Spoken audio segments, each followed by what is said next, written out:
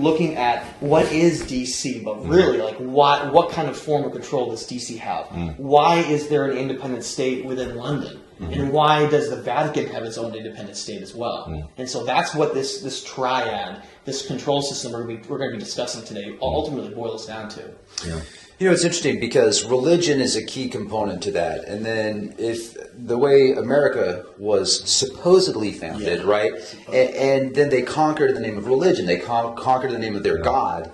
And that's really a big part of it. So you've got a banking system that's linked to the religious system, and all of the money that finances the war system, it's all interconnected. So you got what? London, the Vatican, and DC.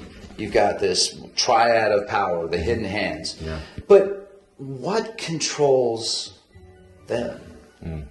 Yeah, that's interesting. I think it kind of goes back to these ancient bloodlines. Yeah. When I was doing my research on the Sumerian kings list and analyzing where does this bloodline lead? How does it connect to us today?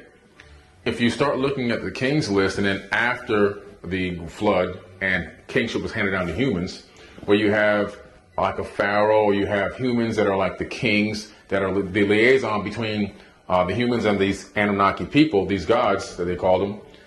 Then all of a sudden you start to see this bloodline developing, which eventually makes its way into Egypt. But Egypt was overthrown 7 times. And you start to see a lot of the original kingdoms, they started migrating up into Europe over time, mating along the way, slightly changing even the color of their skin. As other races came to invade Egypt, like the Greeks and the Romans and everybody else, they just came in and took over, boom, boom, boom. Some of the original people, they left. Even the Dogon got kicked out of Egypt and moved to Mali, Africa. So you see these migrations happening. Some of them made it to Europe and then became the monarchy we know today, as the kingdom.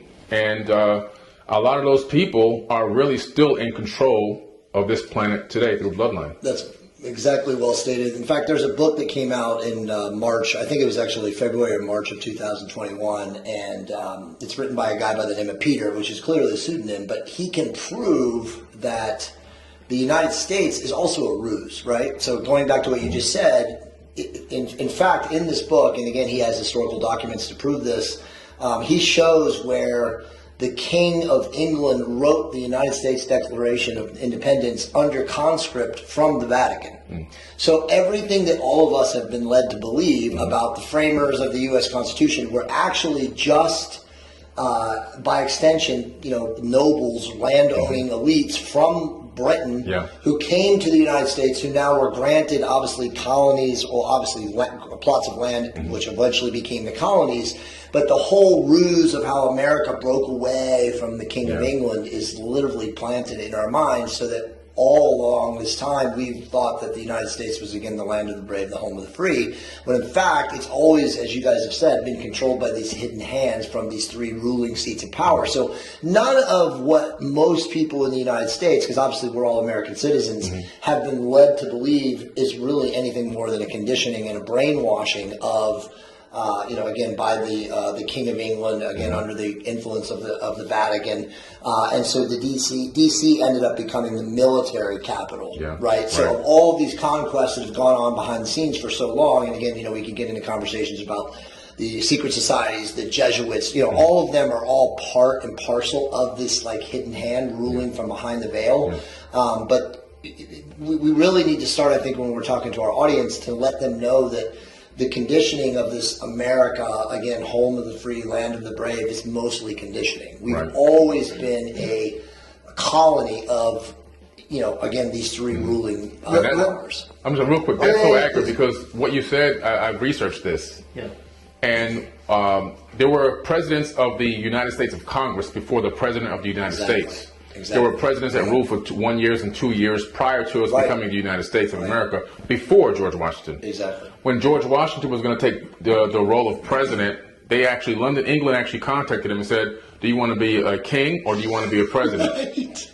Wow. And he said, I'd like to be a president to give the people the illusion of separation. That's exactly right. That's exactly right. And by the way, let's be honest, all those families, again, the famous framers, Jefferson and George Washington and all the other names, Thomas Paine and Adams and all of those guys, The majority of those guys, again, were Tories. They were like wealthy landowner nobles in the UK, in London, wherever, who then were pushed over here to given land again to come. But it was always about expansion. Yes. How can we expand our conquest of, London into the United States? In the name of Jesus. In the name of Jesus, right? Yeah. Let's terrorize the indigenous And doing it. And that's a big reason why the history, we were talking about this, why do they change history? Why do they lie to us about so many things? Because their entire dynasty is built on a foundation of lies. Right. So once we find out that they used religion as a way to go to war and kill people, and once people really understand that, if you are a religious person and you start to break out of that mind programming and see that, and religion can be great, but it can also be detrimental if you use it as a crutch, right? Like, so,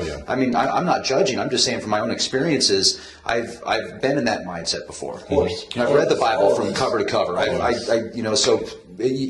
It's amazing. You start a religion, and then not only does that affect it physically and financially and give people the mindset to be like, oh, well, we're fighting and killing in the name of God. Right. So it's our right. It's our birthright. Right. That's what they think, and that's the excuse that they use.